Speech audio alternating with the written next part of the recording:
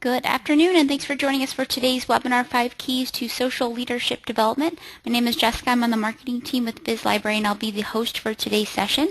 Before we get started, I want to go through a couple of quick housekeeping items. First, what you should see on your screen. On the left-hand side of the screen, this is the webinar viewer. So this is where you'll see the content that we're sharing with you today. On the right-hand side of the screen, this is the control panel. So this is where you can join the audio portion of today's webinar, and you can also communicate with us through the question box. The default mode for the control panel is for it to collapse. If you want to open the control panel back up, simply click the orange box with the white arrow in it, and it'll expand for you. All of today's attendees are in listen-only mode. You can join the audio portion of today's webinar either through the teleconference line, and you can also listen through your speakers. If you're going to listen through your speakers, I recommend either using a pair of headphones or a headset to get the best audio quality. I like to keep things pretty informal, so if you have any questions or discussion points, feel free to send those over through the question box that's located within the control panel. I like to work the questions in as it relates to what we're discussing in the webinar, and then I'll also leave some time at the end for a Q&A. I am recording the webinar today, so I'll make a link to the webinar recording, as well as the slides and follow-up information available on our blog after today's session. To download the slides for today's webinar, I put a link to those in the chat panel on the right-hand side of your screen. You'll also receive a follow-up email that will include a link to the slides and follow-up information recording as well. Happy to say that today's webinar has been approved for 1 hour CE credit for all of you HR professionals attending. I'll make a link to the completion certificate available at the end of today's webinar. I'll also send out the completion certificate in that follow-up email that you'll receive within 24 hours. The most important thing is the program ID number or the activity ID number. That's what you'll need to record with HRCI. Again, my name is Jessica. I'm on the marketing team with Biz Library. I graduated from the University of Missouri-Columbia with a degree in journalism. I've been working in the training and development industry now for about 5 years. I'm very active in social media, so I tweet on behalf of Biz Library, at Biz Library, and at my own account, at Jess L. Petrie. I'm also pretty active on LinkedIn, so I like to share a lot of articles and discussions around human resources, training and development, and marketing. So if you're on either of those social networks, I'd love it if you'd reach out and connect. Presenting with us today is Chris Osborne. Chris is the VP of Marketing for Biz Library.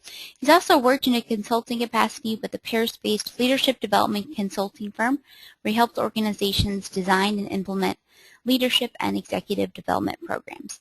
He's been performing learning, development, and training functions formally since 2000 and informally for organizations since 1987. Prior to Chris's move into the business sector, he practiced law in the areas of labor, employment, and business litigation for over 12 years.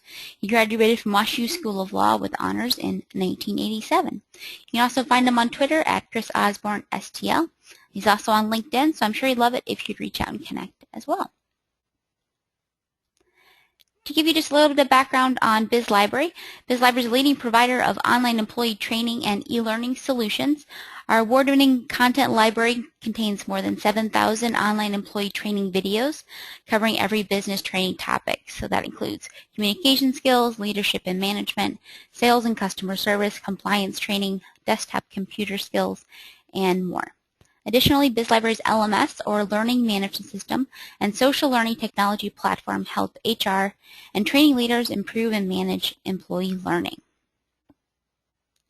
All right, so I actually have one quick poll question before this one, kind of a housekeeping one, just to help with our record keeping. If you're attending through the GoToMeeting app or a mobile device or your tablet, can you just let us know through the quick poll that's up on your screen? There's been some issues with attendance being reported correctly for those that are attending through the app or a mobile device. So I'll just leave this up for just a couple of seconds if you can let us know.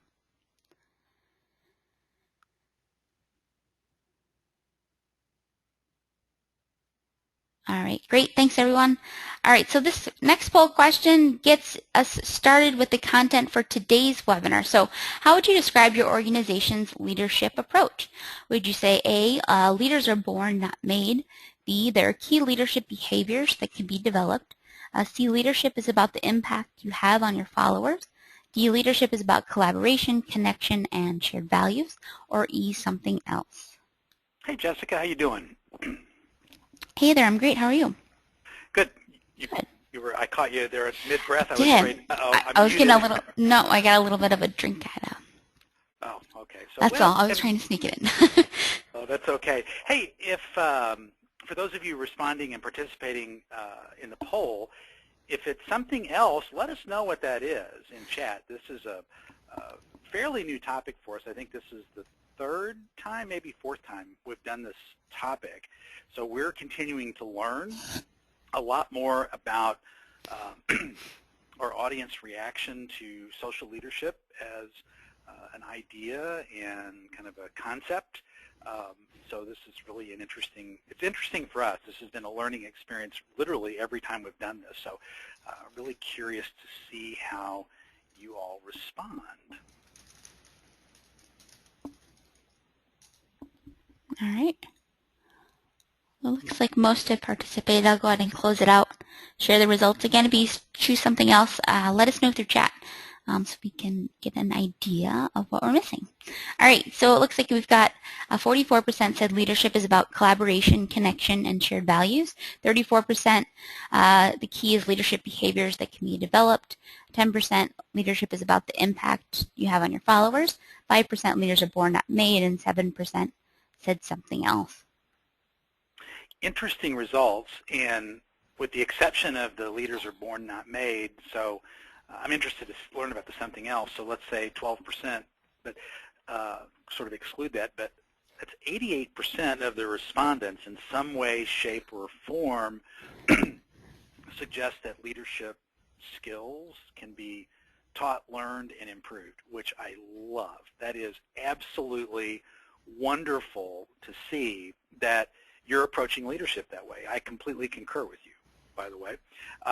This is great stuff. So really interesting start to the webinar. I thought I'd love to see that. Good stuff. Yeah, so there's kind of three key things that we're going to cover in today's session. Chris, I'll let you kind of run us through those Right. if we've got the ball okay. Let's see if I can get this to show. Is my screen showing? Good to go. All right, well, good. All right, well, first let me echo what Jessica said earlier and welcome you all to the webinar. Thank you for attending. Social leadership is a fascinating topic. As Jessica mentioned, I've done leadership development, and this is an area of sort of the HR and sort of workplace development space that I have worked in for decades, and it's a space that I am extremely passionate about. I love this space for a whole range of reasons, one of which, frankly, is that this is an area that is fluid and has not been static.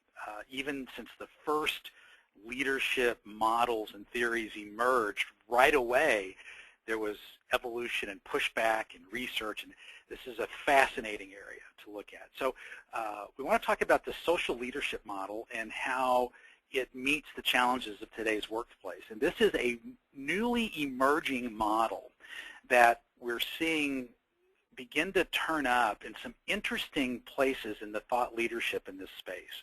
And it's a fascinating model, so we're going to talk about that in a little bit. It's just a fascinating bit of development. We're going to talk about the characteristics and traits common and effective social leaders. And I think what you're going to learn with this piece of the content today is that you'll see social leaders emerging or performing in social leader sort of roles in a wide range of contexts and in a wide range of situations, regardless of the leadership model that you find most persuasive or appealing. So that's an interesting piece to bear in mind when we get there. And then the last thing we wanted to talk about, which again, going back to the piece of this entire area that I find so appealing, is there are a set of emerging competencies that might be important to develop in social leaders in your organization, and perhaps even broadly across leaders, and particularly in your younger leaders. Sort of leadership as an idea, as a concept, and the demands of leadership look to us like they're changing with the marketplace and with things that are happening. So wanted to kind of give you some things to chew on with some emerging competencies that we think are worth contemplating. And it's these are just examples of some of the influences, pressures, and challenges that our organizations are having to deal with on a daily basis, by the way, that are creating a need for a re-examination of business processes, business models, competency, skills, leadership models, just forcing us to rethink a wide range of sort of standard operating procedures. It's not good, it's not bad, but this is just what's happening. It's an interesting thing when you go back and read business literature that was beginning to emerge right after World War II, particularly beginning in the mid-50s with some of Peter Drucker's amazing work. You'll find references to the pace of change, how rapid it was, and all the things that were happening. And it seems like every generation sort of says, oh my gosh, there's never been more change. So I guess it's probably true for us today too. But you look at the things that we're dealing with, big data. We've never had this much information at our disposal, to the point where it seems overwhelming at times. We have so much information coming at us. You know, how do you make sense of it all? And this does require a different approach to decision making, to just a whole range of things. Then there's this demographic tsunami that is just sweeping over organizations. The millennials are here. Pretty soon they're going to be the majority of the workforce. Again, not bad, not good, it's just a reality. They're here. And with the emergence of millennials as a dominant force in most employers, in the workforce broadly, they're bringing with them a different set of behaviors and expectations, approaches to leadership, approaches to work styles, and receptiveness to technology, all kinds of interesting things, which leads obviously to the technology. You've got the emergence of cloud-based systems and just all kinds of fascinating changes in technology. I mean, think about your own organization and the things that are happening within your own organizational structure. How many efficiency changes or innovations aren't technology-driven today? Not many, are there? I mean, you think about just all the different technology-driven tools that we use. Today, we're meeting in a virtual technology space. I mean, 10 years ago, was something like this even possible? We might do a phone conference, but nothing quite like this. And then employee engagement. You know, Gallup now publishes an annual survey, the State of the American Workforce, that reports on the level of employee engagement. And that report wouldn't really even be important if the level of employee engagement was good. What they report on actually is the level of employee disengagement, because it's such a challenge and a problem for employers. Then we have employee turnover and retention, and we're emerging from this horrible recession. The economy has still never really regained its footing, its traction. Surveys just released this week indicate that, you know, sort of a hangover of pessimism about the state of the economy and employee loyalty to organizations. I mean, there's a lot of issues that we're dealing with out there. So all of this sort of leads to this sort of evolution of leadership theories. And if you look at these, and this is sort of like kind of runs in a pretty good linear, from top to bottom, a linear progression of the theories. You know, first theories that emerge were this great man theories: leaders are born, not made. And there is actually some truth to this. I mean, when you think of leaders that just, you know, sort of arrived, you know, fully developed, you know, on the scene, you think of leaders like Margaret Thatcher. There are other leaders in both business and all sorts of different spaces that you can look at and kind of go, yep, that leader was destined to be there. Group theories, there are trait theories. The thing that's interesting, beginning with the trait theories, those emerged beginning in the late 50s into the 60s. Beginning there was the emergence of the scholarship and thought leadership that leadership can be learned and taught. So trait theories, behavioral theories, that there's patterns, the contingency or situational leadership theories. Then beginning in the 80s and into the 90s, we then start to see the emergence of some thought leadership around excellence theories. It was the interaction between traits and behaviors, and all. It's trying to tie. It was sort of an attempt to come up with sort of these unifying theories. And then there was this transactional and transformational leadership theories. When I was doing heavy consulting work a long time ago, organizations used to come to us and they said, we want our leaders to be transformational. We want to get out of this transactional approach to leadership. We want everybody to be transformational. And that was a buzzword for quite a long time. Made a lot of consultants a lot of money, I might add. But in each one of these theories has some legitimacy, and you can find places and situations where each one of these is legitimate and in some circumstances valid. But you can also find holes in all of them.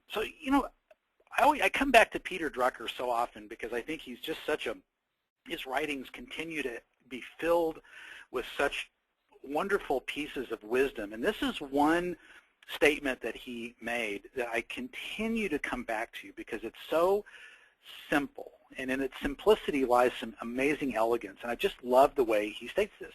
Management is doing things right. Leadership is doing the right things. And part of what I love about this statement is there is no value associated with either part of the equation. Both sides of this equation are deemed equal, the way Drucker phrases these. We have to do things right. We have to execute the fundamentals. We have to do things correctly and right in order to move our organization forward. But leadership is identifying the right things to do. I just love this way to get at it. And so if you really kind of think about all of those leadership theories and all of the leadership writing and ultimately, what we really have to ask our leaders to do is help us understand from an organizational and from a team perspective, what are the right things that we should be doing? And so we need to ask ourselves from an organizational perspective, what will we need our leaders to do tomorrow in order to answer those questions? And what do we need our leaders to do today?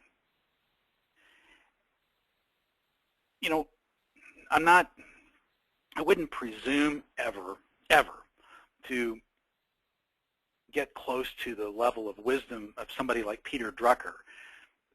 The ability to make complex things so elegant and so simple is the mark of true genius. But when we're thinking about helping our leaders succeed in our organizations, I think these are two questions that we can put the leadership models aside for just a few minutes and really focus on the answers to these two questions. And we're going to be getting to a good starting point for identifying some really important elements of the puzzle of leadership in our organization. It's really a wonderful way to begin to think about it. One of the mantras we have here in the leadership team at Biz Library is, you can't get good answers unless you start to ask good questions. And these are two pretty good questions to ask about your leaders.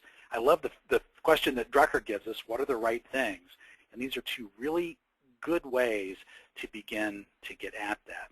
The SWOT analysis is an old leadership consultant's tool that has, from my perspective at least, has never had better use than today. SWOT is an acronym that stands for strengths, weaknesses, opportunities, and threats. And this is a wonderful way to figure out what we need leaders to do tomorrow, what we need them to do today. It's a wonderful way to answer that foundational question that Drucker asks. What are the right things to do? We need our leaders to tell us what are the right things. And we can do this by, a good objective analysis of our organization's internal capabilities. That's what the strengths and weaknesses are part of. What do we do well? What are do our strengths adequately prepare us for future success? What are our weaknesses? Again, these are the internal looking elements of the SWOT analysis. Then the external elements are the opportunities and threats. What's the market conditions? Have the market shifted? Do we have opportunities to grow our business with innovative products, innovative ideas? Has a competitor been acquired, or has a new competitor entered the space that's a threat? Where are we vulnerable? This type of analysis, if it's done objectively with sort of a clear head and sort of an honest appraisal of where you are, can really begin to create some clarity around those critical questions that we need to answer to help our leaders identify what those right things are. And once we get those foundational questions answered, then we can move to this type of analysis. What leadership model is right for our organization? And there is no one-size-fits-all leadership model from my perspective. Having worked in this space, like I said, for decades, one of the things that I've learned over the years is there are elements of models that work in a variety of different situations, and I'm pretty convinced that that's really the way to approach a lot of management, supervision, and leadership challenges, is to approach things more situationally than not. But that may not be true in your organization. I think these are pretty unique challenges that we have to address organization by organization. Jessica, before I begin to introduce the social leadership model, this is probably a really good place to break and pause for questions. I see some comments starting to show up. Are there questions we should take here before we move on? Yes, I have both a question and a comment. So the question comes from Kate. She asks, can you define an appropriate leadership ratio between looking within the organization and looking outward toward the external environment, so things like customers and competition?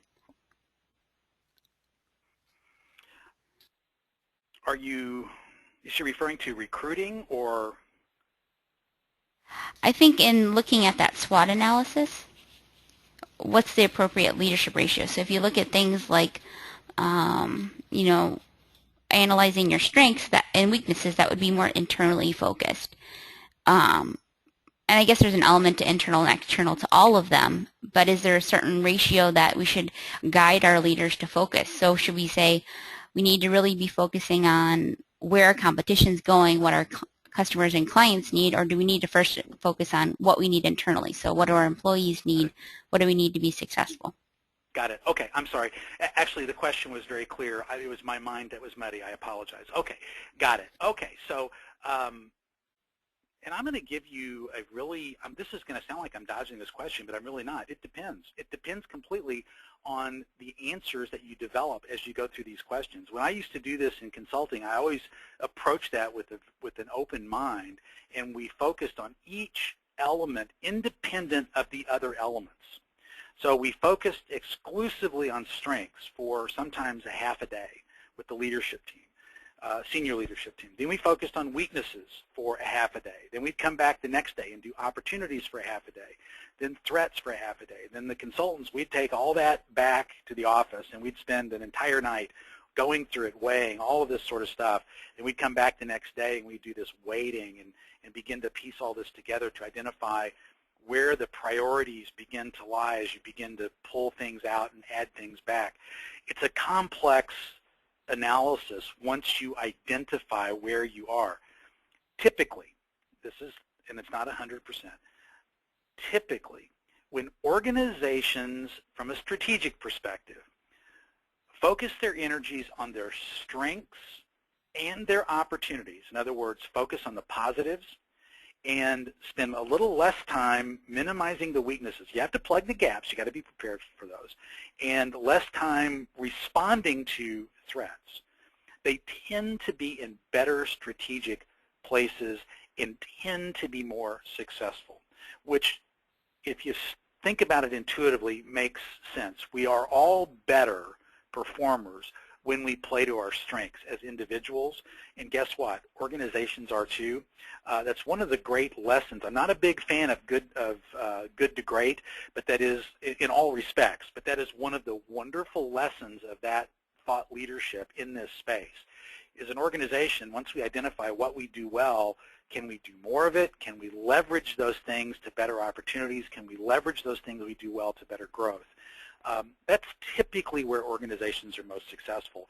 And as consultants, we worked very hard to get senior leaders to think that way.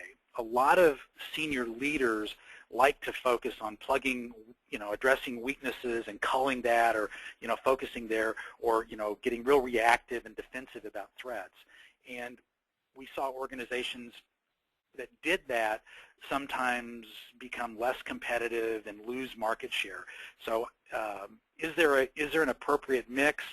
It really depends a lot from organization to organization. But as a general rule, if you're spending 2/3 of your energy and time focusing on strengths and opportunities and 1/3 dealing with weaknesses and threats, you're probably in a really good place.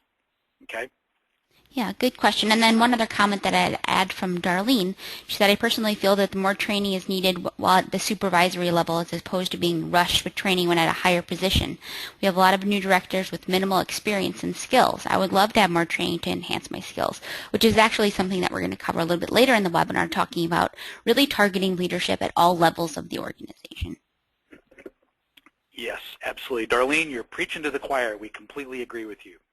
Okay, so this is a wonderful visual model of some of the key elements and traits that we see beginning to emerge in this social leader model. So this is sort of, you think about what does success look like? Well, this is what a social leader kind of looks like. They engage employees. They build strong networks. These are people that are connected to other people within the organization. I mean, this is about social leadership. These are people that doesn't mean they're necessarily extroverted. It's not a personality trait, but they build strong networks. They're about sharing and influence. These are not the people that cling to the outmoded notion that knowledge is power. For them, it's about sharing and influence. These are people that are dedicated to continuous learning. So it's always about finding new and interesting ways to get at things. It's about continuous improvement. These are people that are socially literate, and by that we mean social networking, digitally literate as well. And these are people that understand how to facilitate learning. So these aren't necessarily people that are always the teacher, although they do that, but these are people that help those around them learn. They facilitate learning. They help connect people to other experts and help connect people to information and to resources. Okay, so that's what a social leader looks like. And this is an example, a very direct example from our organization, and of what social leadership can look like using a social learning tool. You've got a story being told here, and then you have people jumping in and participating, and this is what it's about. This is about engaging a lot of other employees. 13 people like it. This is demonstration of a network. This is about facilitating learning, not just pushing. This is about sharing and influence. And this is just a simple, very, very simple sort of one-time event kind of example, but this is one way that, at least here at Biz Library, we see social leadership being demonstrated on a daily basis. This is the kind of thing that can be very visible and, very, very effective and very powerful within an organization. So if you're looking to help leaders in your organization kind of understand how to build this skill set, here are 5 skills that are really important to master as a social leader. Now, I would suggest that many of these are really important anyway, but this came from talentculture.com. Like I said, this is beginning to emerge in a lot of leadership writing and a lot of thought leadership around this space. So recognize nonverbal cues. It's just a high degree of emotional intelligence. Again, something I would suggest is very important. Interact regularly. Again, going back to the idea, these are folks that facilitate, engage. This is not somebody that has their office door closed all the time. These are people that, are flowing around the office. They interact with people on a regular basis. This is something that happens. They openly discuss, I love this, values and purpose. Why are we here? Why are we doing these things? What's our purpose? What do we bring to our clients and customers? If It's leaders broadly, regardless of whether you're talking about social leadership or whichever leadership model or whatever leadership competence your organization is focused on. If organizations and leaders make a common mistake, and I think it's the most common mistake leaders make, it's that one. We don't talk nearly enough about why. And I wish I could tell you that I had discovered that because I was just this intuitive leader and I understood this stuff, and I came to leadership roles and people just immediately took to everything. That's not the case at all. I figured that out after years, literally years, of stumbling around and botching it up. It took me a long time to understand how to discuss values and purpose, and even longer to understand how important they are. But when you can explain why you're doing things and why an organization is attempting to go from point A to point B, when you can explain that to your employees, it is stunning the level of engagement and the level of commitment that employees will make to help you achieve your goals. It's just staggering. People are incredibly motivated when they understand that what they're doing fulfills a purpose. And that's true whether it's an organization, large organization, or on a team. One of the things I'm most proud of with the marketing group here at Biz Library is we have a great team ethic. It's a great collaborative group, but we talk about collaboration and team as a value, as something that we're really about, and we talk about that openly. It took, like I said, but I wish I could tell you that that's something that I understood intuitively. I didn't. I learned it. So again, these things can be learned. Social leaders encourage a community presence, and these are people that are authentic. I'm telling you, groups of people pick up a fake in a New York minute, so you gotta be authentic. These are common traits. This is taken from an article called The Pursuit of Social Business Excellence. Wonderful article, but I love these traits, and look at sort of the demonstration of the traits. A couple here that I really, really like particularly.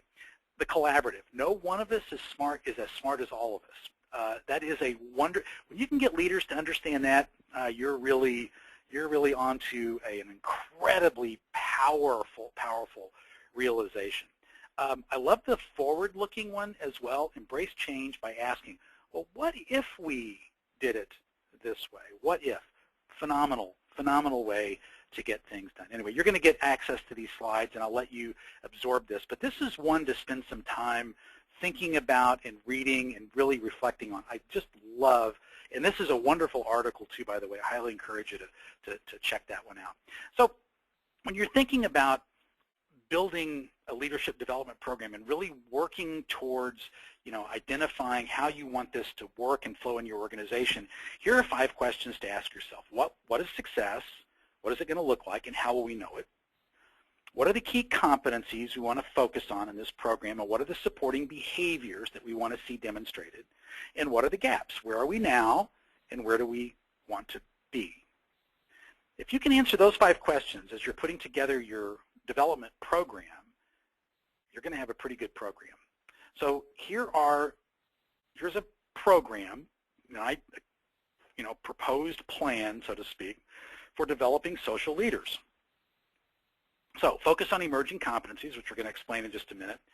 Have in place a way to create a frictionless learning experience. I'll explain what we mean by that term in just a moment.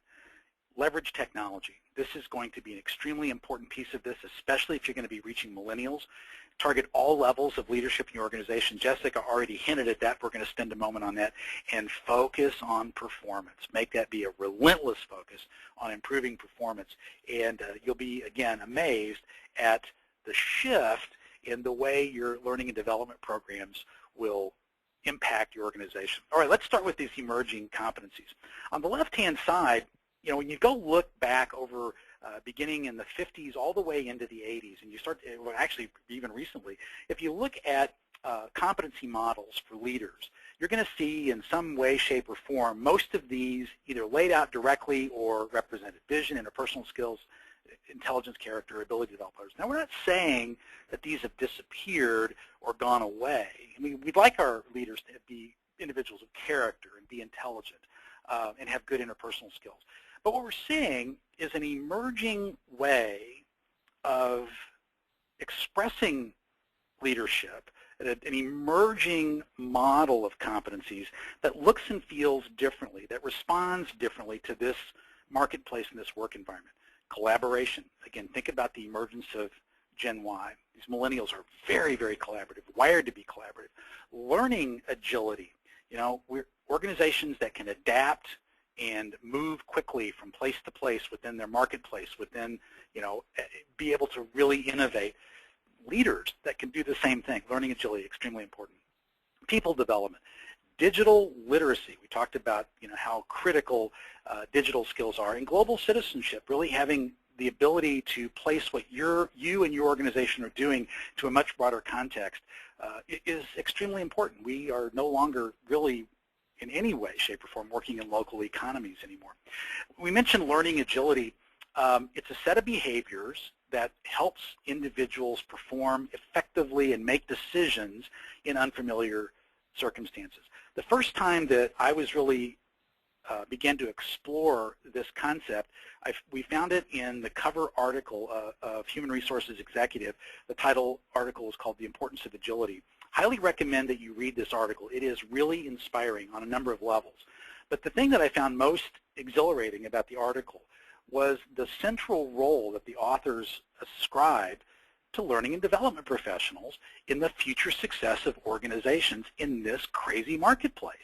They used the term VUCA to describe this marketplace: volatility, uncertainty, complexity, and ambiguity.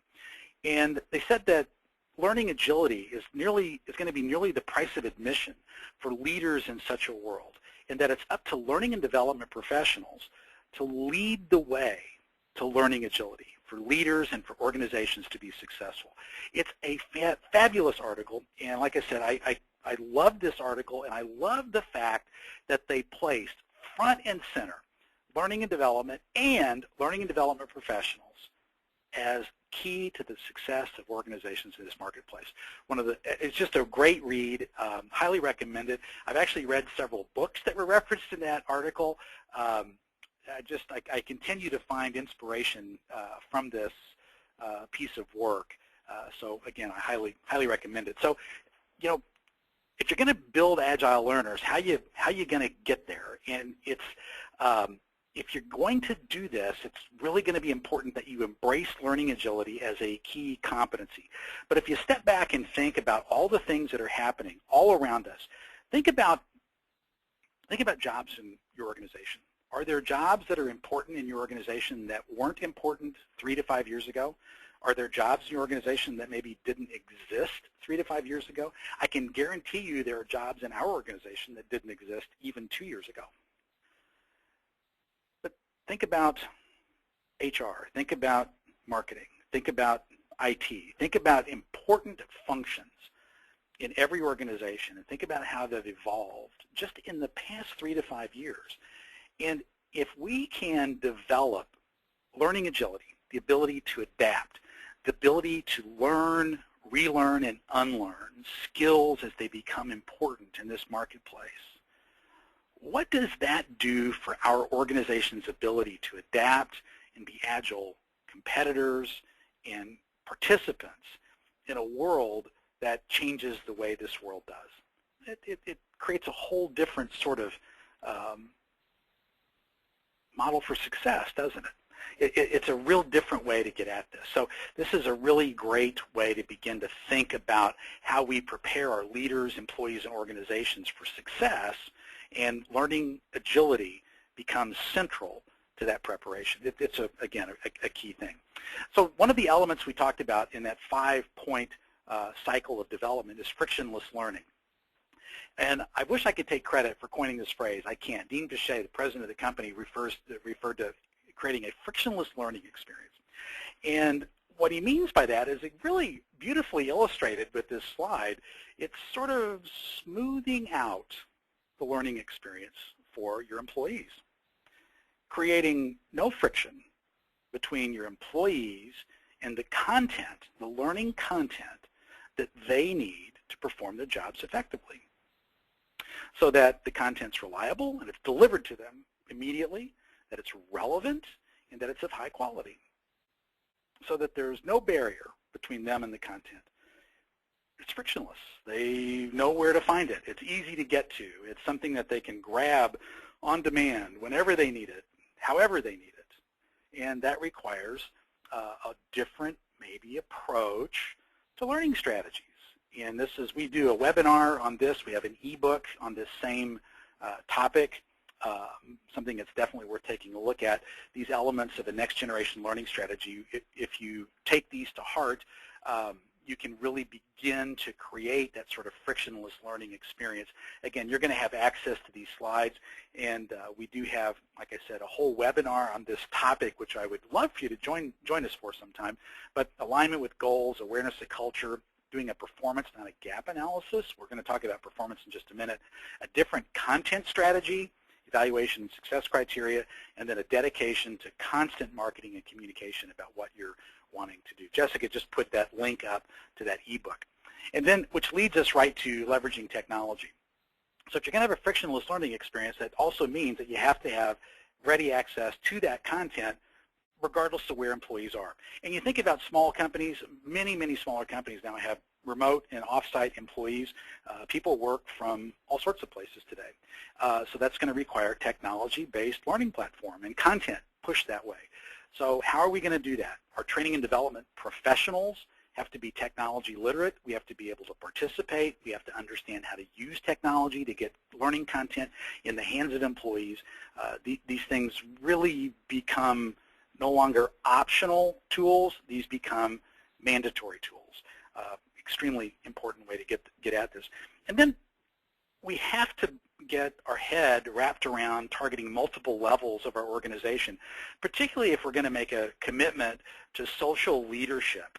I'm not a millennial. I'm not even an Xer. I'm the next generation beyond that. So if people of my ilk are interested in social leadership, we're probably not frontline and new, or maybe, we may be mid-level or above. If you're really dedicated to bringing these kind of values to your organization, you're going to have to do this. You have to target multiple levels of your organization. And this is really true for any kind of leadership development program. So executive level, that's pretty straightforward and clear. But we have a whole emerging type of leader in our organization, or technical or professional types. Think about your web developers, architects, engineers, lawyers, people who may or may not manage lots of other people, but who lead important functions or teams. They need development too. Then we've got our mid-level managers, and then probably the most important level of management that we have to develop are frontline supervisors and newly promoted managers. Extremely important to have a program in place for them.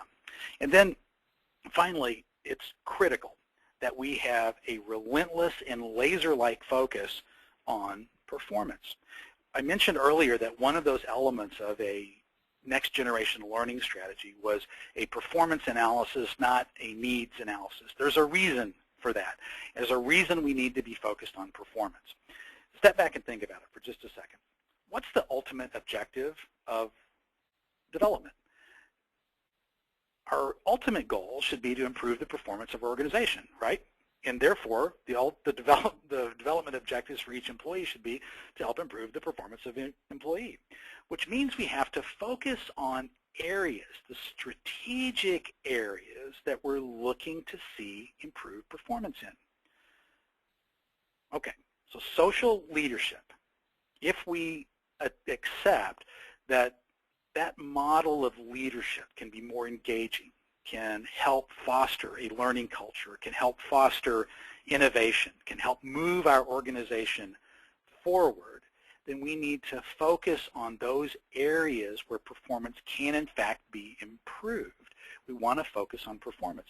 What are the strategic benefits that we're going to gain by improved performance? Where in our organization will better leadership performance improve organizational performance, and how will we know that we're successful? Where will the key indicators improve if we're doing a better job of leading our teams? Will we see it in measures of quality, efficiency, sales, improved cost containment, improved safety? Okay, those are the things we want to make sure we're looking at and measuring. Another key piece of social leadership, we talked about this earlier, about the continuous learning and the learning facilitation. This is a really key piece of this. Learn while you work, work while you learn. Teaching our managers, teaching leaders at every level of our organization how to incorporate learning into everyday work. And we can begin that process by helping our emerging leaders do the same thing. You know, we talked about teaching people to have a little broader perspective on work. Well, you can do that with job rotation. Take our high potential employees and assign them to task force or projects. Find action learning assignments. Create mentoring and coaching programs within our organization. These don't require large investments of money. They require investments of time, energy, and imagination, but these things can be done, and they do pay big dividends. Okay? This is a wonderful quote. Experience is a hard teacher. She gives the test first, the lessons afterwards. Which, it's just a, part of the reason I love this so much, this is really one of the most difficult elements of the coaching and education that we have to provide our leaders. We're not going to prepare them for everything that's going to happen to them, but we can certainly help them learn all along the way. And that's one of the wonderful things that that I like about the social leader model, is it's really built around sort of these two concepts. It's really an experience-based model, and it's about deriving lessons from things that happen in real time. If you think about the engagement, the continuous learning, the facilitating learning, it's a collaborative model. So it's a model that's really built around, you know, constant interaction with people around you and deriving lessons from things that are happening. It's just a really interesting way to get at it. And then you couple that with the idea that we're really going to provide, if a development plan is pulled together effectively, we're providing people opportunities to learn as we're going and building those opportunities for them within a plan. All right, I'm going to, hang on, Jessica, I need a quick drink. Okay, so key points or key takeaways, at least we hope, from today's session is, you know, we work in a fast-paced world. That acronym I mentioned earlier, VUCA, volatility, uncertainty, complexity, ambiguity, a great description of the world, but what influences and pressures in that world are affecting your workplace, your employees?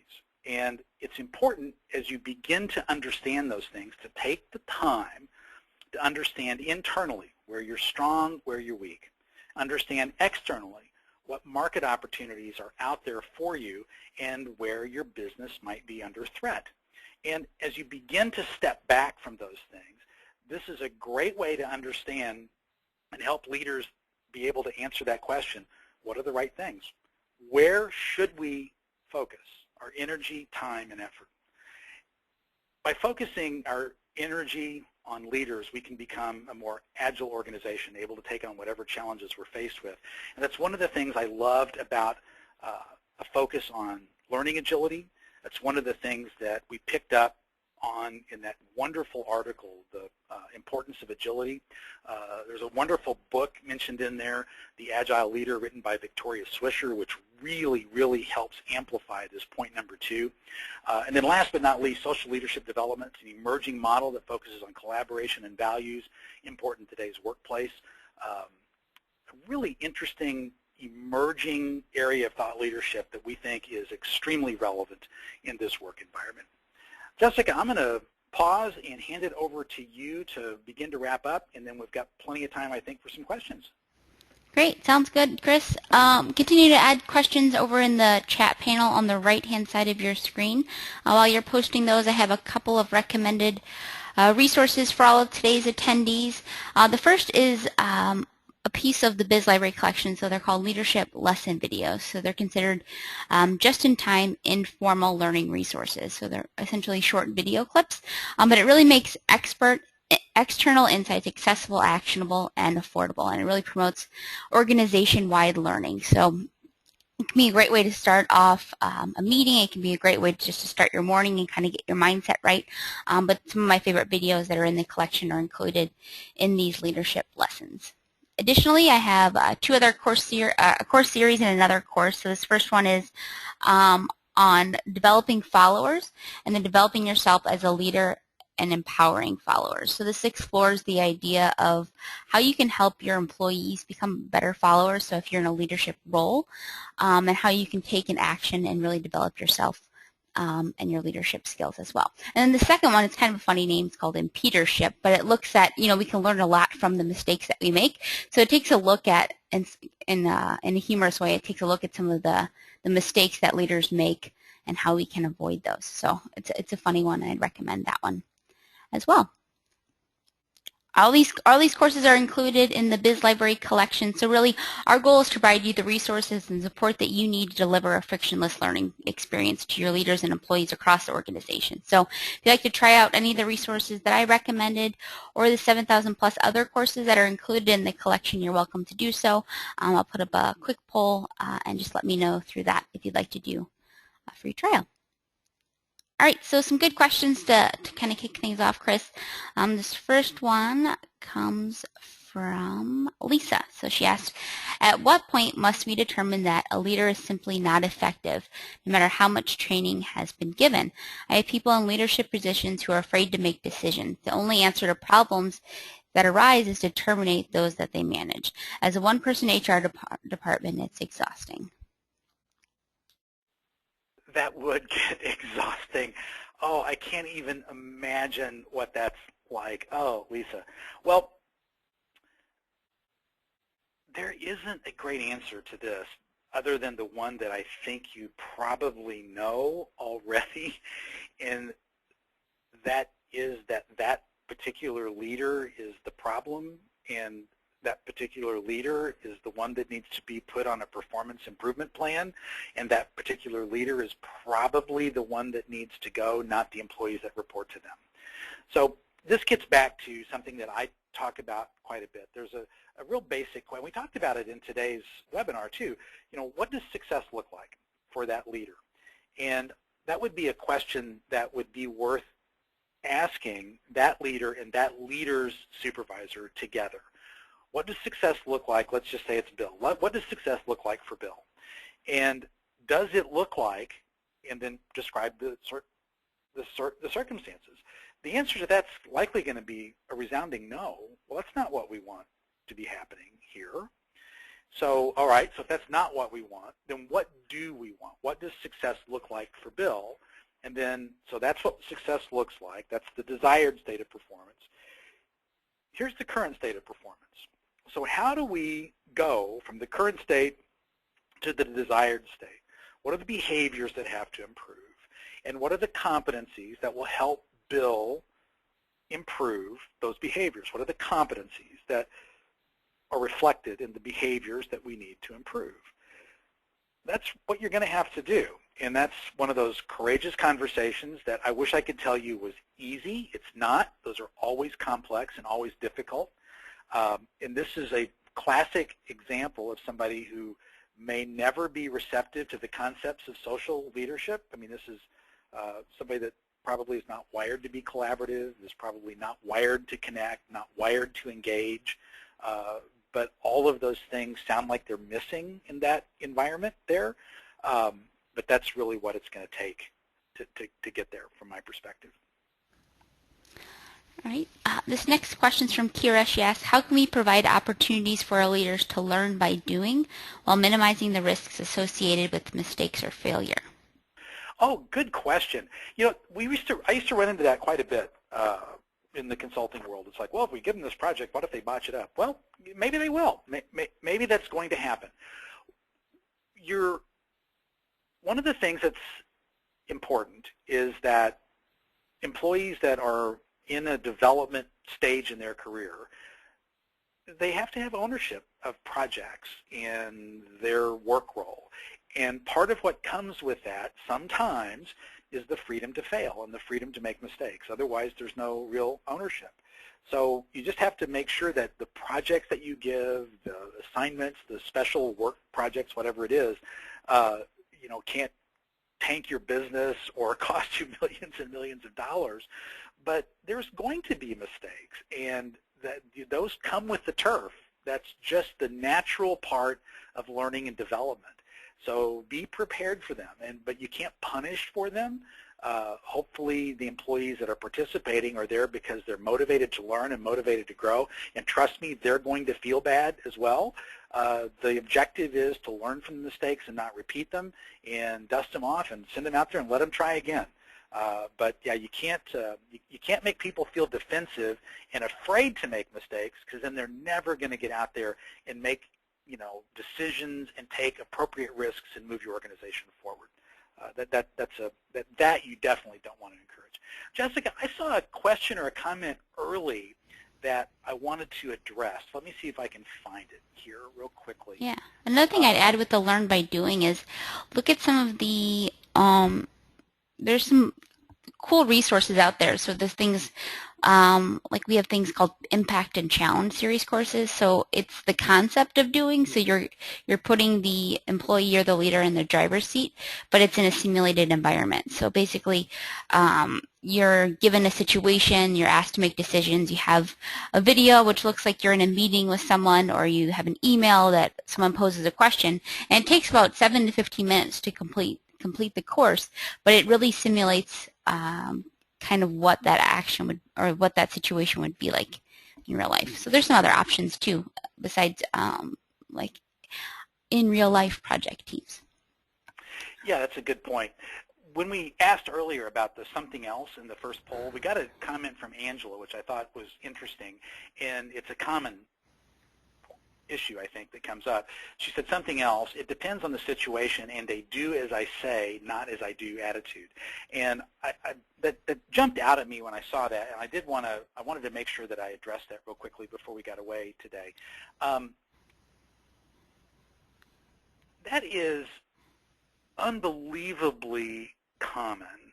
And this gets back to one of the traits of a social leader that we talked about, and that gets back to the idea of authenticity, right? Because if you're saying things but not doing them, that's inauthentic. That's not honest. And at its core, you're not being honest with yourself. And this gets back to the idea of a definition of success. And this is a coaching situation where you pull that manager in as an HR and learning development professional, hopefully as a guide, and you ask them questions. Well, you're saying this, but here's what I see. So help me understand the disconnect between what you're saying and what I'm saying. And that's a great way to get at that. Help me understand the disconnect. Because phrasing the question that way isn't accusatory and doesn't always put people on the defensive, and it gets them, oh, there's a disconnect. It gives them an opportunity to explain, and it's, oh, I didn't mean to be creating a disconnect. Wow, do I do that? I mean, it creates an opportunity for some reflection and an opportunity for, a conversation about that. And you'd be surprised at how often people are unaware that they do that. That's why the help me understand approach to that situation is a really effective coaching mechanism to get that conversation out in the open. All right. Christy, do you have time for one more question? I do, yes. Let's do one more. All right, this question's from Kira. She says, how can we provide opportunities? Oh, whoops, I'm sorry, wrong one. This one's from Marissa. Any advice when you have someone with specialized technical skills in a leadership position who resists interaction with those who report to him?